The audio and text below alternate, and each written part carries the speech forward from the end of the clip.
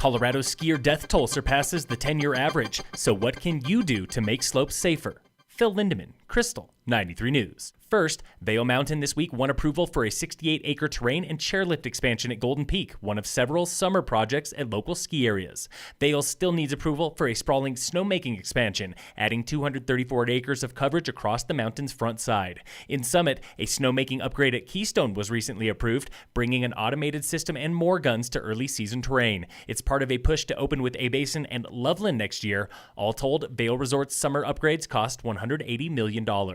Copper Mountain has already been approved for the third of 3 new chairlifts, a 3-person chair to Tucker Mountain. Construction begins this summer for opening next season. A renovated lodge at Solitude Station should open by 2021.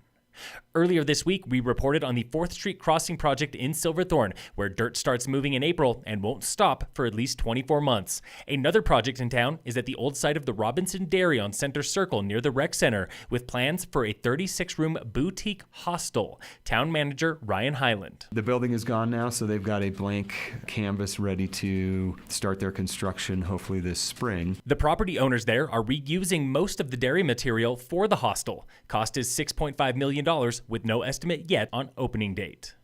Authorities in Aspen have identified a Washington, D.C. man who died last week after a fall at Highland Bowl as 57-year-old Joseph Batiglieri. He was airlifted to the hospital and died the next day, the 12th inbounds death of the season and 23rd winter sports death overall. Batiglieri was wearing a helmet, same as a majority of all ski area fatalities.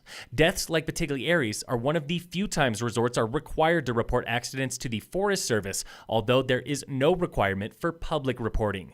But with 53.3 million skier visits last season and an increase of 27% at Vail properties in the first 3 months of this season, how can you be sure resorts have your safety in mind? Certainly there's an intention to make the mountain safe for the public.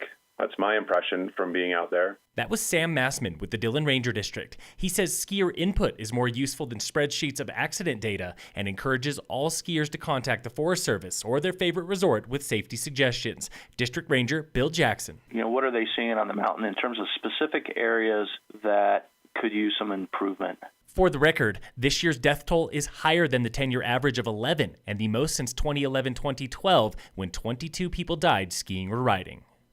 More than 70% of Summit County homes sit empty most of the year, but that's nothing new for Frisco, where the history of second homeowners dates to the early 1900s.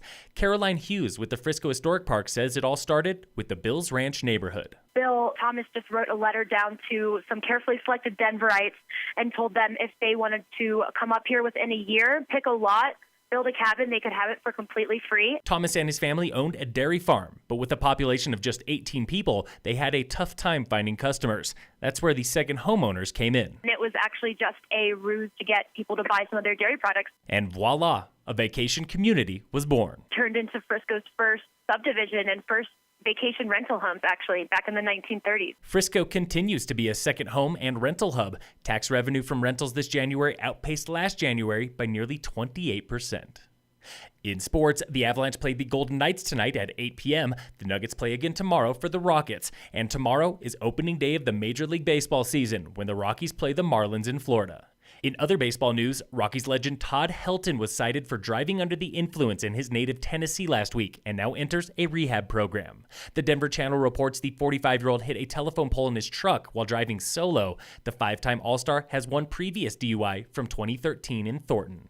And in local sports, brought to you by American Family Insurance, the Weiss Agency, Summit High Baseball is back on the front range today for round 3 of the Arvada Tourney. Yesterday, girls lacrosse lost to Steamboat Springs 14-4. And the Imperial Challenge returns to Breckenridge April 13th with a bike ride from Airport Road to Peak 7, a skin to Peak 8 summit, and descent to the base area. Register now through mavsports.com. Phil Lindeman, Krystal, 93 News.